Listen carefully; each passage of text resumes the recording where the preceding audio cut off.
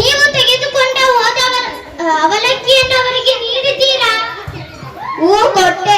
ಬಹಳ ಆನಂದದಿಂದ ತಿಂದು ಹೆಂಡತಿ ರುಕ್ಮಿಣಿಗೂ ತಿನ್ನಿಸಿದ. ಹಬ್ಬ, ಬಡವರ ಮನೆಯ ಅವಲಕ್ಕಿಯನ್ನು ಸಂತೋಷವಾಗಿ ತಿಂದರಲ್ಲ, ಅದು ನಿಜವಾದ ಸ್ನೇಹ ಹಾಗೂ ದೊಡ್ಡ ಗುಣ. ನೀವು ಯಾಕೆ ಮತ್ತೆ ಸಹಾಯ ಕೇಳಲಿಲ್ಲ? ಆತ ಸತ್ಕಾರ ಮಾಡಿದ್ದು ನೋಡಿ ನನ್ನ ಮನಸ್ಸು ನಾಚಿ ಕುಗ್ಗೆವಾಯಿತು. ಏನನ್ನು ಕೇಳಲು ಮನಸ್ಸಾಗಲಿಲ್ಲ. ನೀವು ಕೇಳಲಿಲ್ಲ ನಿಜ, ಆದರೆ ಆ ಶ್ರೀಕೃಷ್ಣ ಪರಮಾತ್ಮನೇ ತಮ್ಮ ಕರ್ತವ್ಯ ಮಾಡಿದ್ದಾನೆ.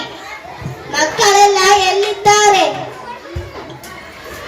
ಅಪ್ಪ ಅಪ್ಪ, ನನ್ನ ಹೊಸ ಬಟ್ಟೆ ನೋಡಿ ಎಷ್ಟು ಚೆನ್ನಾಗಿದೆ. ಸರ, ಓಲೆ, ಬಳೆ ಎಲ್ಲ. ಅಪ್ಪ ಅಪ್ಪ, ನಿಮಗೂ ರೇಷ್ಮೆ ಬಟ್ಟೆ ಕೊಟ್ಟಿದ್ದಾರೆ ನೋಡಿ.